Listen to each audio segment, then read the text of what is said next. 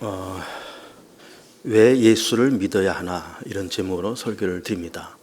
그리고 다음 주에는 왜 교회를 다녀야 하나, 또 그 다음 주에는 왜 우리에게는 선한 행위가 필요한가, 이렇게 왜라는 제목을 걸고 한 몇 주에 걸쳐서 역시 시리즈로 설교를 하려고 그럽니다. 아주 원초적이고 그리고 아주 기본적인, 우리가 예수를 믿으면서 기본적인 그런 내용들이지만 우리가 교회를 다닌다, 예수를 믿는다라고 말은 하면서 다니지만 이런 거를 한번 다른 각도로 한번 보면서 조명을 하면서 그렇게 설교를 해나가려고 그래요. 한번 여러분이 잘 들어보시고 제 말이 맞는지 틀리는지를 잘 구분을 해서 한번 들어보시기를 바랍니다. 우리 기독교는 사실은 굉장히 배타적인 종교입니다. 왜 그런가 하면은 구원은 예수 안에서만 이루어진다라고 그렇게 말하기 때문에 그래요. 모든 사람이 죄를 범함에 하나님의 영광에 이르지 못한다. 그리고 또 아들이 있는 자에게는, 하나님의 아들을 얘기하는 거죠. 하나님의 아들이 있는 자에게는 생명이 있고 아들이 없는 자에게는 생명이 없다. 그리고 내가 구원받을 만한 다른 이름을 이 땅에 준 적이 없다. 그렇게 말씀하시면서 참 구원이라는 개념이 참 좋은 건데 그것이 오직 예수 이름으로만이 이게 가능하다라고 그렇게 말을 해요. 이게 복음의 핵심이죠. 우리는 예수 믿고 교회를 다니면서 그렇다, 뭐 지당한 말씀이지, 이렇게 생각을 하고 고개를 끄덕이지만 사실은 이것이 예수 믿지 않는 사람들에게 혹은 타종교 사람들에게 전달됐을 때는 굉장히 기독교가 좀 거부감 같은 것이 느껴질 수도 있겠어요. 왜 너희들만 구원받냐? 왜 기독교? 왜 너희들만 구원받냐? 구원의 길이 꼭 예수 믿는 것만이 있느냐? 다른 길도 있지 않겠냐? 왜 다른 종교를 인정하지 않냐? 하면서 약간 좀 어떤 신앙적인 충돌 내지는 이제 그런 것이 갈등 이런 것이 생길 수가 있어요. 그런데 이제 그것이 왜 성경은 그렇게 말할 수밖에 없는가? 그래서 우리는 왜 예수를 믿어야만 되는 것인가? 라고 하는 것을 제가 얘기를 하려고 합니다. 우리는 이제 예수 믿는 사람들이지만 어떤 불신자가 한 사람이 있다고 칩시다. 어떤 불신자가 홍길동이라고 그럽시다. 홍길동. 뭐 흔한 이름이니까. 홍길동이라고 하는 예수 안 믿는 사람이 있습니다. 그러나 어쨌든 대한민국 국민으로서 참 성실하게 열심히 살아가는 그런 사람이 있다고 쳐보세요. 자, 이 사람의 일생에 대해서 제가 얘기를 좀 해볼게요. 일단 태어났습니다. 그리고 한 7살, 8살 되던 때쯤에 이제 국민학교를 들어가요. 그리고 중고등학교를 이제 나오고 뭐 웬만하면 요즘 대학도 들어가니까 대학 공부도 합니다. 남자의 얘기를 들어보는 겁니다. 남자의 얘기를. 그리고 또 군대도 한 2, 3년 갔다 와요. 그러면은 대학 공부하고 군대 갔다 오면은 대략 나이가 26, 7 이렇게 될 겁니다. 그래서 어째 적당하게 직장을 잡아서 취직을 해요. 그래서 30살 무렵에 서로 짝을 만나서 결혼을 합니다. 그리고 살다 보니까 아이들이 하나, 둘, 셋 생겨요. 그리고 이제 집을 구해야 되니까 어쨌든 아파트 청약을 하나 하자 해서 아파트 청약을 이제 했습니다. 뭐 다행스럽게 청약에 당첨이 됐다고 해보세요. 그런데 이제 아파트 당첨되는 분들이 자기 돈 갖고 아파트 사는 사람들은 거의 없습니다. 다 대출을 끼고 아파트를 사죠. 그래서 1차 중도금, 2차 중도금, 뭐 마지막 잔금 이제 그렇게 하는데 다 이제 은행 대출을 껴안고 그렇게 이제 집을 사는 거예요. 이제 그러다 보니까 내 집 마련은 됐는데 살다 보니까 벌써 빚더미에 앉은 겁니다. 적게는 뭐 한 1, 2억, 많게는 5억, 6억, 7억씩 이렇게 빚을 지고 살아가요.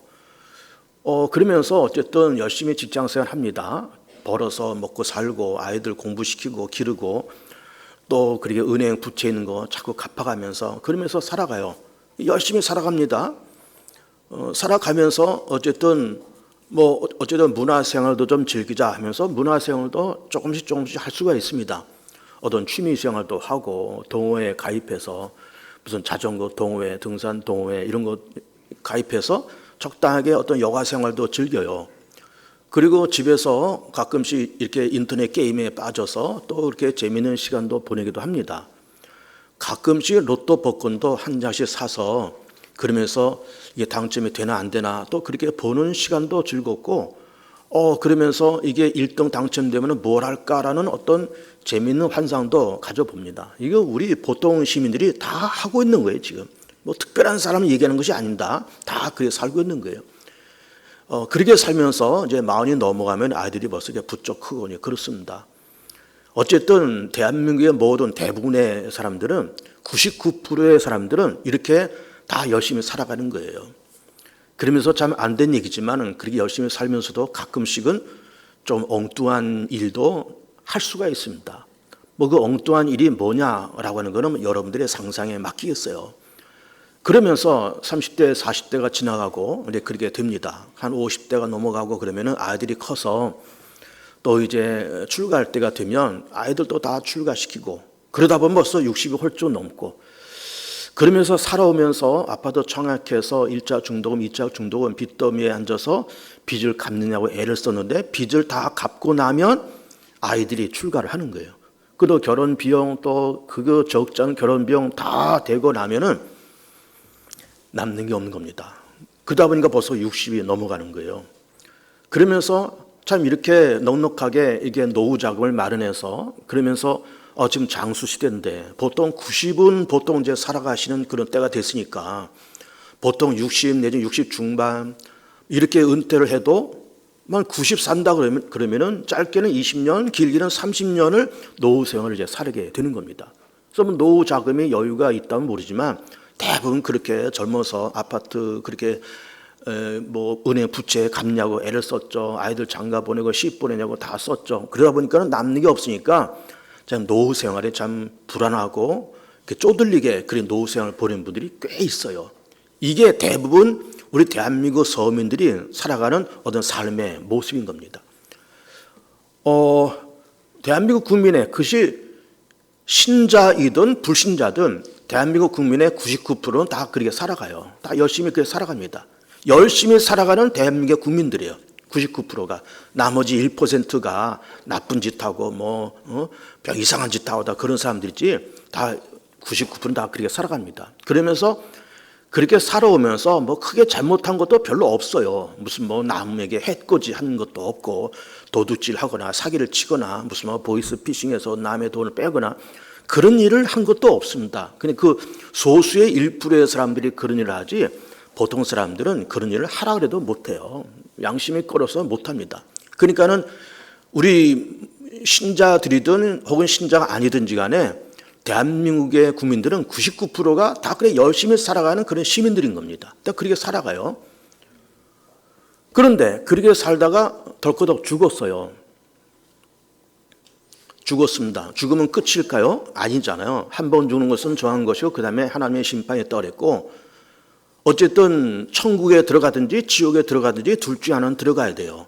그럼 조금 전에 얘기한 그 홍길동이라는 그 양반은 어쨌든 대한민국에서 열심히 사는 대한민국 국민이었는데 어쨌든 한 90 가까이 돼서 덜커덕 죽어서 갔습니다. 어디 갔을까요? 정말 미안한 얘기지만 지옥에 갔습니다. 참 이게 불행한 얘기예요. 거기에 대해 반감이 생길 수 있습니다. 아니 도대체 무슨 크게 잘못한 게 있어서 그 사람이 그렇게 죽어서 지옥 가야 되느냐. 우리가 흔히 그런 말 하잖아요. 열심히 산 죄밖에 없다는 거예요. 맞죠? 열심히 산 죄밖에 없는데 그렇게 젊어서는 아파트 청약하느냐고 그게 빚 갚고 아이들 공부시켜서 다 출가시키고 그게 어렵게 이렇게 살았는데 이렇게 살아서 그래 죽어서 지옥에 들어가야 되느냐라는 반문을 던질 수가 있습니다. 그런데 너무너무 아쉽게도 그 홍길동은 지옥에 갑니다. 자, 이런 얘기 말고 또 우리가 과거에 우리나라 역사 가운데 참 좋은 일을 한 분들이 꽤 있습니다. 예를 들면 조선시대 때 한글을 만드신 그 세종대왕 그런 분들, 또 임진왜란 때 나라를 구하기 위해서 애썼던 이순신 장군 이런 분들, 또 우리가 일제강점기 때 나라의 독립을 위해서 애썼던 우리의 그 독립투사들 다 열심히 사는 분들이잖아요. 나라 민족을 위해서 젊음을 바치고 정말 그렇게 좋은 일들을 많이 하신 분들인데 그분들도 어쨌든 다 돌아가셨어요. 돌아가셔서 그분들이 지금 어디 계실까요? 미안하지만 지옥에 계세요. 이게 참 우리가 그렇다라고 인정을 해야 되는데 성경이 그렇게 말하니까 어쩔 수가 없어요. 하나님의 아들이 있는 자는 생명이 있고 없는 자는 생명이 없느니라. 내가 구원받을 만한 다른 이름을 준 적이 없다. 모든 사람이 죄를 범함에 하나님의 영광을 잃지 못한다. 그래, 열심히 살아온 죄밖에 없는데 그래서 덜커덕 죽어서 지옥에 떨어진다. 과거에 우리 좋은 선조들도 다 그 지옥에 떨어졌다. 거기에 대한 답변을 제가 조금 이따 내릴 겁니다. 정말 그것이 끝일 거냐 하는 것도 제가 답변을 내리려고 그래요. 일단은 지옥에 가셨습니다. 그런데 왜 그 홍길동 씨가 지옥에 갔을까? 그 이유를 제가 몇 가지를 얘기를 좀 해볼게요. 자, 우리는 우리의 인류의 조상이 있잖아요. 우리 아버지 계속 올라가면 누구를 만나요? 인류의 조상인 아담과 하와를 만납니다. 그 인류의 조상인데 이 두 양반들이 뭘 했어요? 에덴 동산에서 하나님의 명령을 어기고 선악과를 따먹었다는 거잖아요. 그리고서는 하나님께는 불순종하고 마귀에게는 순종했어요. 너 그거 따먹어봐라. 너 눈이 밝아서 사람처럼 된다. 그러면서 마귀의 뜻에 순종하고 선악과를 따먹었어요. 그래서 인류가 죄를 짓고 그래서 내쫓기고 그렇게 된 겁니다. 그러니까 우리는 우리의 어버이의 어버이를 계속 거슬러 올라가면 그 사람들을 만나는데 그 사람들은 하나님께 불순종한 사람들이고 마귀한테 순복한 사람들이고 하나님의 진노와 저주를 받아서 에덴 동산으로 쫓겨난 사람들이에요. 그 쫓겨난 그 사람들이 우리의 조상이에요. 이거를 인정하든 인정하지 않든 우리는 아담과 하와를 만난 적도 없지만 어쨌든 거슬러 올라가 보니까 그렇고 그것이 또 성경에 다 기록된 이야기고 내가 열심히 살아왔지만 그 홍길동 씨 얘기하는 겁니다. 열심히 살아왔지만 그 양반도 어쩔 수 없이 아담과 하와의 자식이에요. 죄인의 자식이에요. 죄인의 자식입니다. 그러면서 그 죄인의 자식이라고 하는 그게 뭐예요? 이게 원죄인 거예요. 원죄. 우리의 조상이 아담과 하와예요. 원죄를 갖고 살아가는 겁니다. 그리고 여러분 우리는 지금 뭐 신분사회가 아니지만 과거 우리가 조선시대만 해도 신분사회였잖아요. 신분사회라는 건 뭐예요? 그 신분이 세습됩니다. 양반의 자식은 양반이고 쌍놈의 자식은 쌍놈이에요. 왕의 자식은 왕자고요. 귀족의 자식은 귀족이에요. 이게 신분이 세습됩니다. 그러면 종의 자식은 아무리 똑똑하고 뭐 IQ가 150이 넘고 영악한 사람이라 그럴지라도 자기 아버지가 종이기 때문에 자기도 종이에요. 귀족은 자기 아버지가 귀족이고 자기 아버지가 양반이기 때문에 그 자식은 멍텅구리라도 양반이고 귀족인 거예요. 신분이 세습됩니다. 그러니까는 아담과 하와가 우리 인류의 조상인데 나는 그 사람하고 아무 관련이 없다라고 말할 수가 없어요. 왜 그런가 하면 거슬러 올라가면은 어쩔 수 없이 그 사람들이 우리 조상이기 때문에 그래요. 그래서 죄인의 자식은 죄인이에요. 이게 원죄인 겁니다. 그 원죄를 우리가 다 그렇게 갖고 있습니다. 그런데 아까 얘기한 그 홍길동이라는 그 사람은 자기가 아담의 자손인 것을 모르고요. 그 속에 원죄가 있다는 것을 모르면서 살아가요. 그리고 원죄의 또 다른 의미는 이런 겁니다. 여러분, 우리 속에 우리가 무슨 뭐 사람을 해코지하고 보이스피싱해서 남을 괴롭히고 그런 적은 없어요. 없지만 우리 속에는 뭐가 있는가 하면은 늘 죄를 지을 수 있는 가능성이 우리 가운데 늘 꿈틀거리겠습니다. 늘 꿈틀거려요. 마치 용수철을 확 눌러놨어요. 용수철을 눌러놓은 것처럼 우리 속에 그게 들어있습니다. 근데 이게 까딱 잘못하면 이 용수철이 팍 하고 튀어 올라와요. 이게 우리 속에는 어떤 죄를 지을 수 있는 어떤 가능성, 죄의 어떤 에너지가 꿈틀거려요. 죄를 지을 수 있는 압축된 용수철이 우리 가슴 속에 이렇게 있어요. 이게 뭘까요? 이게 원죄예요. 이 원죄가 없는 사람은 아무도 없으면 다 있습니다. 누구나 다 있어요. 이 용수철이 튀어나오지 않았을 뿐이지 다 있어요. 죄를 짓지는 않았지만 죄 지을 가능성이 누구나 다 있어요. 이 에너지가 마치 지구 속에 뜨거운 용암이 뻘건 용암이 꿈틀거리면서 때가 되면 이게 펑 하고 화산이 폭발하잖아요. 그러듯이 우리 속에 죄의 에너지와 죄의 가능성이 꿈틀거려. 이게 원죄입니다. 그 홍길동 씨도 무슨 뭐 사람을 죽인 적도 없고 뭐 사기를 친 적도 없고 열심히 살아온 한국의 국민이지만 그 속에도 역시 아담과 하와의 자손일 뿐만 아니라 그 속에 원죄가 꿈틀거리고 있습니다. 원죄가. 그렇게 살아가고 있는 거예요. 근데 본인은 모르죠. 대부분 그 홍길동을 비롯한 대한민국 사람, 세계 모든 사람들은 그렇게 우리 조상이 아담과 하와고 우리 속에 그런 원죄가 있고 이것이 꿈틀거리고 있다는 것을 본인들은 모릅니다. 모르면서 살아가요. 우리 그전에 어렸을 때 그런 장난들을 꽤 했습니다. 이제 요만한 종이에다가 나는 바보다 이렇게 써놓고 어떤 아이의 등짝에다 이걸 딱 붙여요. 마치 등을 딱 때리는 것처럼 해가지고 등에다 딱 붙여요. 그럼 얘는 뭣도 모르고 나는 바보다 그 꼬리표를 등에다 달고 돌아다닙니다. 그런 막 친구들이 그거 보면서 깔깔거리고 뭐 손가락질하고 막 웃습니다. 근데 본인은 몰라요. 본인 등짝에 나는 바보다라고 써있는 그거를 모릅니다. 근데 사람들은 다 그러면서 깔깔거리고 웃고 있어요. 친구들은 웃고 있습니다. 그러니까 이 홍길동을 비롯한 세상의 모든 사람들은 우리 인류의 조상이 아담과 하와요. 아담과 하와는 그런 사람이고 죄인의 자손이기 때문에 나도 죄인이고 우리 속에 원죄와 그 죄를 지을 수 있는 에너지가 꿈틀거리고 있다는 것을 모르면서 그렇게 살아갑니다.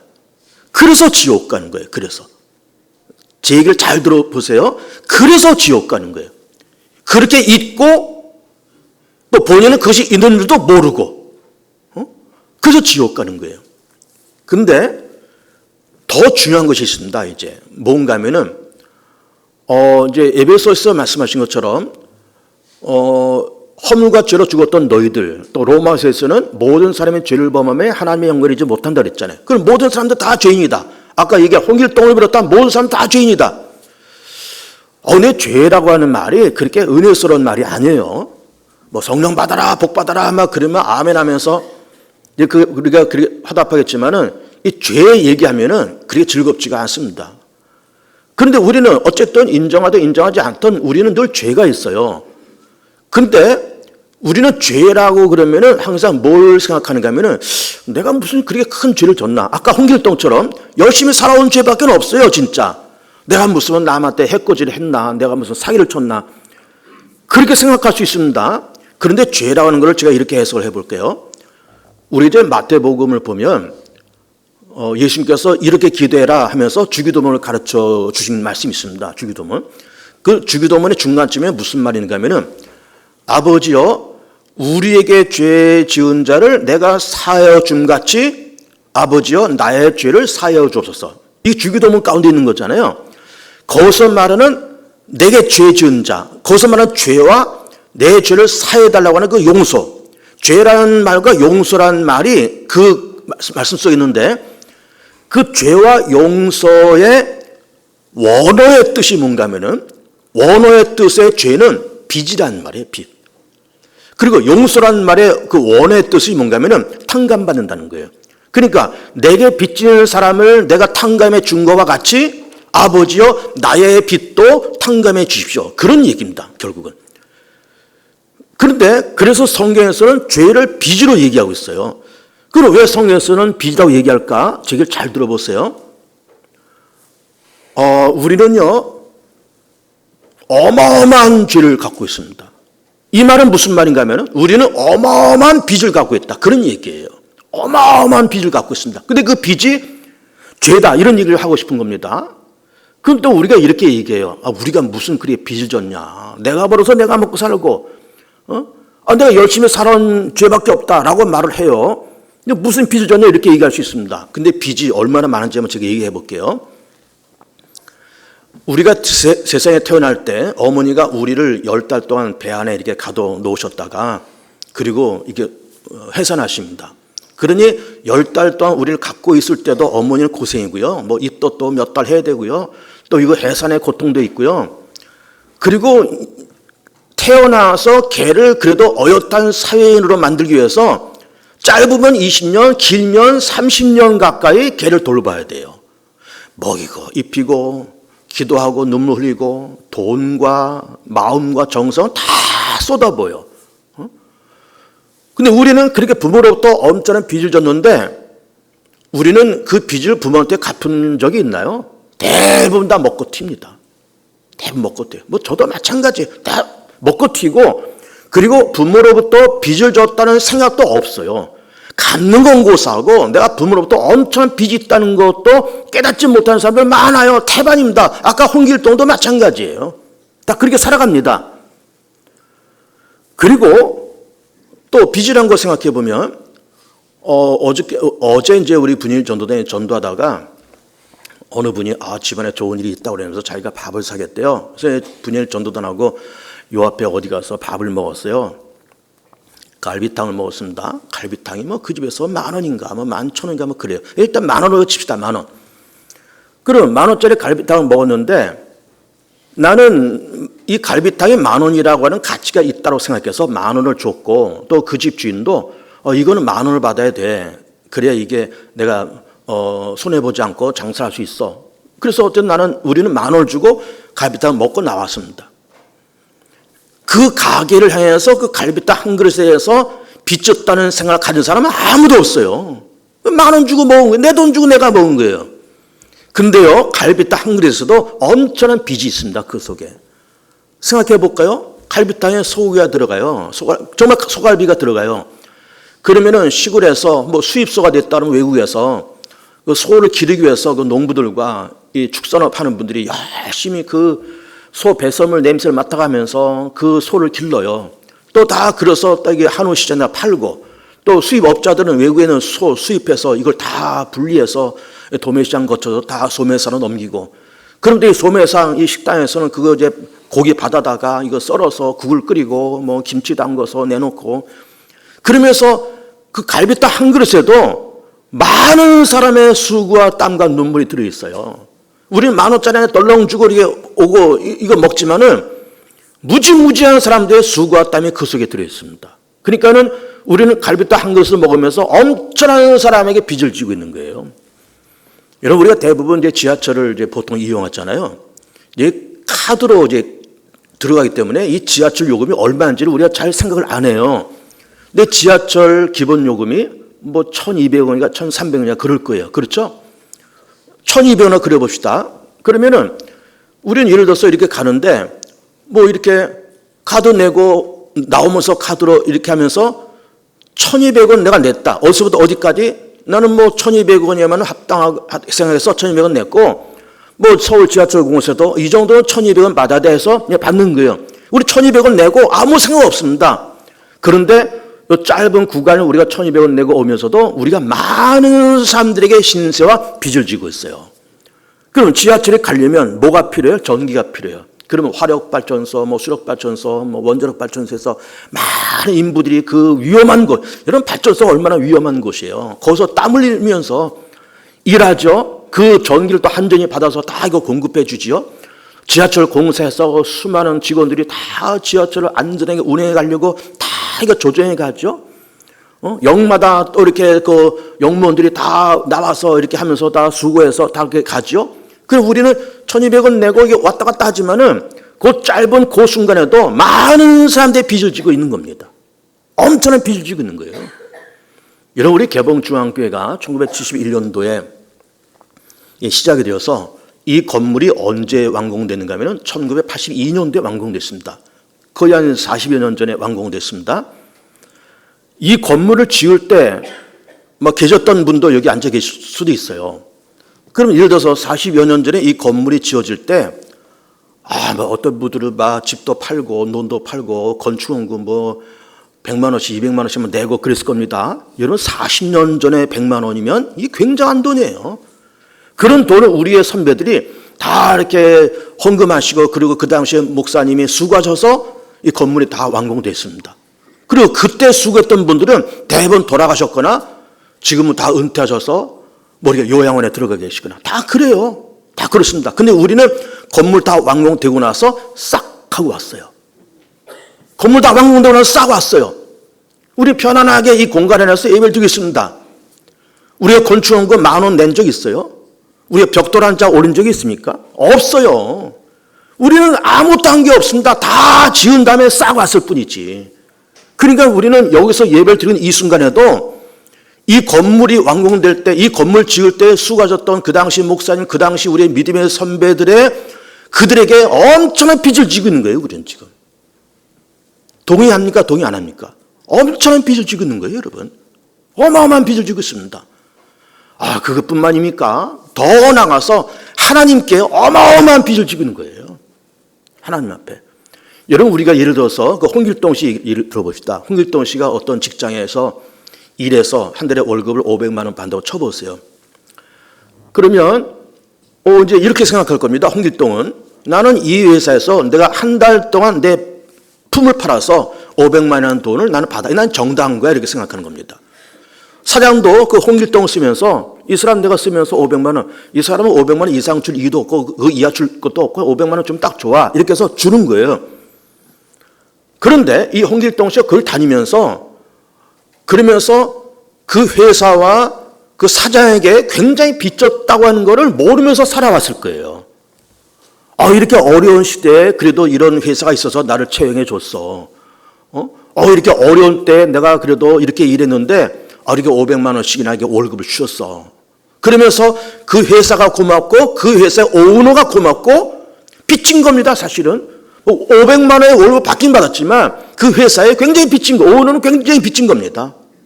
또 오너도 마찬가지예요. 내가 이 홍길동을 써서 500만 원 월급을 주고 있는데 이 오너도 홍길동한테 굉장한 빚을 지기는 겁니다. 만약에 이 홍길동을 비롯한 모든 사람들이 나 그 회사에서 일하지 않을래. 그러면서 다 뛰쳐나가면은 그 회사 운영되기 어렵습니다. 굉장히 어려워요. 그러니까는 사장이 그 사람한테 500만 원 주면서 쓰긴 쓰지만 사장도 그 노동자와 직원들에게 굉장히 고맙고 신세를 지고 있고 빚을 지고 있는 거예요. 서로가 빚지고 있는 거예요. 서로가. 더 나가서 우리 하나님 앞에 어마어마한 빚을 지고 있습니다. 하나님께서 지금까지 우리를 먹여 살리셨죠. 입히셨죠. 기르셨죠. 다 결혼하게 하셨죠. 자식들 갖게 하셨죠. 자식들 다 길러오셨죠. 내가 한 거 별로 없는데 난 그냥 회사 다니면서 월급 받아서 뭐 이렇게 아파트 살 때 그 빚진 거 좀 갚고 아이들 기르고 그야말로 열심히 산 것밖에 없는데 하나님이 뒤에서 다 먹을 것, 입을 것, 살아가시는 어떤 환경과 조건을 다 맞춰주시고 그야말로 선한 자의 밭에나 악한 자의 밭에나 의로운 자의 밭에나 불의한 자의 밭에나 똑같이 비를 내리시고 똑같이 해를 내리시기 때문에 그래서 이 세상에 존재하고 그래서 우리가 존재하고 그래서 홍길동이가 존재해요. 그런데 본인은 그걸 알까요? 전혀 모릅니다. 부모한테 빚졌다는 거 전혀 모릅니다. 그 회사한테 빚지고 사장한테 빚졌다는 거 모르고 하나님께 빚졌다는 거 전혀 몰라요. 그래서 내 잘난 맛에 살아온 거죠. 그러니까는 아까 홍길동 얘기를 계속하면서 그야말로 열심히 살아온 죄밖에 없습니다. 그냥 평범한 대한민국 국민이에요. 그런데 죽어서 미안하지만 지옥에 떨어졌어요. 이거 어떡하냐 이거예요. 지옥에 떨어졌습니다. 자, 빚이라고 하는 거를 한번 생각해 봅시다. 빚 지금 얘기했는데 그러면 우리는 하나님 앞에 어마어마한 빚을 졌습니다. 무한의 빚을 졌어요. 무한의. 여러분 이제 복음서를 보면은 1만 달란트 빚진 자와 100데나리온 빚진 자 얘기 나오잖아요. 1만 달란트 빚진 자가 그걸 탕감받았다는 겁니다. 여러분 1만 달란트는 얼마예요? 6천 데나리온이 1달란트고 1데나리온은 노동자 하루 품값이에요. 노동자 하루 품값을 편안하게 10만 원 잡으면은 1만 달란트는 얼마인가 하면은 6조예요, 6조. 6조를 탕감받았습니다, 6조를. 여러분, 우리가 만약에 6조라는 빚을 졌다 그러면 갚을 길이 있어요? 여러분, 조라는 재산이 있습니까? 여러분, 조라는 돈이 얼마나 커요? 1억도 큰 돈인데. 1억이 만 개가 뭐예요? 1조예요. 근데 6조의 빚을 탕감받았고 6조의 빚을 졌었어요. 빚을 졌었는데 주인이 이렇게 보니까는 이 사람은 도무지 6조는 고사하고 6억은 고사하고 600만 원도 못 갚을 사람인 걸 너무너무 잘 알아요. 그래서 탕감해 준 거예요. 우리가 하나님 앞에 6조의 빚만 졌을까요? 그 이상의 빚을 졌습니다. 부모한테도, 이 세상 앞에서도, 우리 개봉중학교 선배들 앞에서도, 더욱더 하나님 앞에서 어마어마한 빚을 졌어요. 갚을 길이 전혀 없습니다. 전혀 갚을 재간이 없어요. 그러면 이게 갚아야 되는데 하나님이 고민이 많으신 겁니다. 자, 모든 인류가 다 빚을 졌는데 이 빚을 다 갚아야 되지 않냐. 그러면 인간은 갚을 길이 없다. 제 얘기 잘 들어보세요. 인간이 빚 졌다. 그러나 인간은 빚을 갚을 재간이 없다. 그래서 하나님이 뭘 생각했을까? 그러면 내가 갚자. 이렇게 된 겁니다. 내가 갚자. 그래서 하나님께서 당신의 아들을 이 땅에 보내십니다. 그리고 예수님께서 완벽한 하나님이시고 완벽한 인간이 되셔서 십자가에서 우리의 죄를 담당하시고 우리의 빚을 담당하시고 십자가에서 장렬히 죽으세요. 그러면 예수님의 십자가의 죽으심은 우리의 죄를 용서하는 사건임과 동시에 빚을 청산한 그런 사건이에요. 하나님 앞에 무궁무진한 빚을 갚는 그런 사건이었습니다.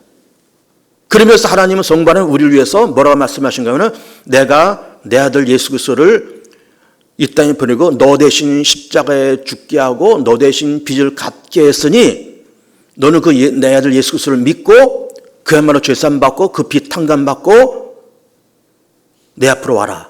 믿기만 해라. 영접하기만 해라. 오늘 주신 말씀대로 영접하는 자 곧 그를 믿는 자들이 하나님의 자녀된 권세를 주신다 그랬어요. 영접만 해라.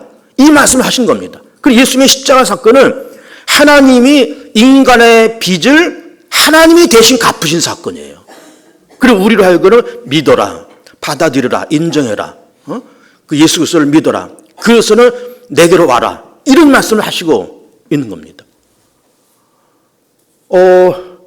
그러니까는 우리가 어마어마한 죄를 졌는데 하나님은 인간을 바라보면서 도무지 인간은 이걸 갚을 길이 없다. 그럼 내가 갚자 하면서 하나님의 아들 예수께서 이 땅에 오셔서 우리에서 죽으시면서 죄 문제 정리하시고 빚을 탕감한 그런 사건인 거예요. 이걸 깨닫기를 축복합니다. 내가 빚 갚을 재간이 없는데 특히 하나님 앞에 빚을 갚을 재간이 없는데 하나님의 아들이 내 빚을 대신 갚아줬다. 참 감사하다. 그러면서 예수 그리스도를 의지해서 하나님 앞으로 나아가는 여러분이 꼭 되시길 축복해요. 그리고 우리는 왜 예수를 믿어야 될까? 첫 번째는 빚을 탕감받기 위해서 그렇다는 말씀을 드리고 있고 두 번째로는 오늘 말씀 속에 무슨 말씀인가 하면 참 빛이 있었다는 거죠. 이것이 세상에 내려서 각 사람에게 비추고 있다 그 말이에요. 예수님께서 빛이신데 이게 모든 사람에게 비추고 있다는 겁니다. 이런 빛이라는 개념이 뭐예요? 빛과 어둠은 반대 개념인 겁니다. 어둠이라는 것이 따로 존재하는 것이 아니라 빛이 없으면 어둠이 돼요. 빛이 있으면 그야말로 빛이고 빛이 없으면 어둠이에요. 그러면 예수님을 내가 믿고 영접하면은 예수님 빛이라고 말씀하셨기 때문에 빛이 나한테 임하면서 어떻게 된다는 거예요? 보인다는 거예요. 빛이 임하면 보입니다. 이제 여기에 우리 성도들이 오늘 3월 셋째 주일에 누가 앉아있고 일부 시간에 누가 앉아있고 이게 빛이 있으니까 보이는 거죠. 빛이 없으면 안 보여요. 깜깜합니다. 아까 얘기한 홍길동도 열심히 살아온 대한민국 국민이지만은 그 사람에게도 빛이 없었어요. 빛이 없으니까 뭘 못 봤을까요? 자기를 못 보죠. 하나님을 못 보죠. 창조의 세계를 몰라요. 빛이 임하니까 예수를 믿어서 빛이 임하니까는 빛도 청산되고 빛이 임하면서 보입니다. 뭐가 보일까요? 하나님이라는 분이 계시는구나. 이 세상 하나님에서 창조된 세상이구나. 나도 하나님께로부터 지음받은 피조물이구나. 사람이 세상을 살면서 그냥 덜렁덜렁 살다가 그렇게 가는 것이 아니라 한 번 용서는 정한 것이 하나님의 심판이 있고 그 다음에 천국이 있고 지옥이 있는 거로구나. 이 세상에 사단이 존재하는 거로구나. 이걸 다 깨닫게 됩니다. 그러니까는 예수 믿기 전에 그 홍길동 같은 사람은 하나님을 알까요? 몰라요. 하나님의 창조의 세계를 알까요? 몰라요. 한 번 정도 정한 거죠. 그 다음에 심판의 땅에서 알까요? 몰라요. 자기가 허물과죄로 죽어 수로밖에 없는 죄인한 것을 알까요? 몰라요. 전혀 모릅니다. 그리고 지옥 갔어요. 미안하지만 지옥 갔습니다. 근데 우리는 예수님을 믿어서 빛이 임하니까 하나님을 알게 되고 성령님을 알게 되고 마귀가 있다는 것도 알게 되고 죄라는 실체의 것을 알면서 죄를 안 짓고 못 짓고 지었으면 회개하고 그리고 살아가는 겁니다. 조신하게 살아가는 거예요. 죽으면 그 다음에 부활의 세계가 있고 그 다음에 하나님의 심판이 있고 그 다음에 천국이 있고 지옥이 있고 이게 다 보이는 겁니다. 그리고 알파와 오메가 처음과 나중 그리고 그 이후에 새하늘과 새 땅 이게 다 보여요. 다 보입니다. 시간도 보이고 내 운명도 보이고 미래도 보이고 내 과거 현재 미래가 다 보여요. 내 과거는 하나님 앞에 죄스럽게 살아왔고 빚지며 살아왔고 지금은 하나님의 은혜 가운데 예수 믿어서 이렇게 구원받은 삶이 됐고 앞으로는 하나님의 은혜 가운데 하나님의 예비하심과 준비하심 속에 그렇게 살아갈 것이고 죽은 다음에 천국에 들어갈 것이고 이게 나의 삶의 과거 현재 미래가 보여요. 뭘 통해서? 예수를 통해서. 그 예수님이 없으면 이게 안 보여요. 자기의 과거가 보여요? 열심히 살아왔다고만 얘기하죠. 자기의 미래가 보여요? 천국이 보여요? 지옥이 보여요? 사단이 느껴집니까? 안 보이죠. 전혀 안 보입니다. 그러니까 지옥 가요. 미안하지만 지옥 갔습니다. 열심히 살아온 건 인정되는데 그래서 지옥 가요. 자, 근데 이제 아까 뭐 이순신 얘기도 했고 또 세종대왕 얘기도 했고 홍길동 얘기도 하고 그랬습니다. 열심히 살아온 죄밖에 없는데 다 그분들이 지금 어디가 계세요? 지옥에 와 계세요. 미안하지만 이순신 장군도 지옥에 가 계세요. 지옥에 계세요. 그 좋으신 세종대왕 임금도 지옥에 계세요.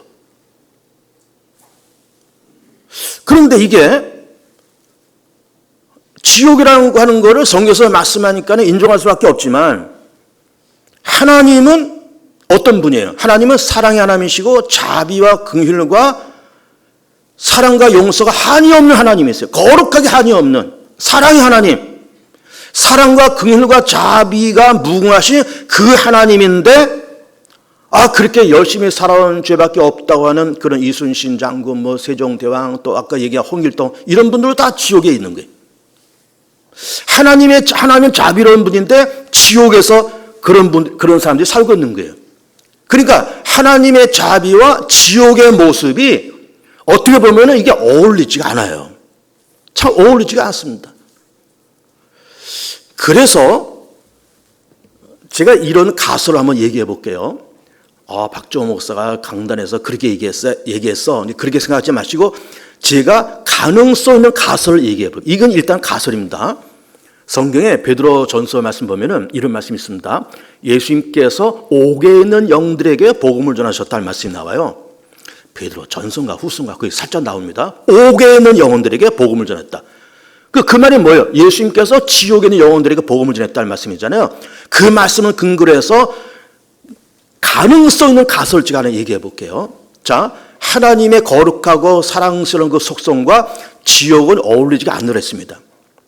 그래서 하나님께서 언젠가는 그리스도를 지옥으로 파송해서 그리스도께서 지옥에 가셔서 거기 가 있는 예수 믿지 않고 지옥에 떨어져 있는 인생들을 다 복음을 전해서 믿게 하고 회개케 하고 믿게 해서 그분들을 다 천국으로 이주시키고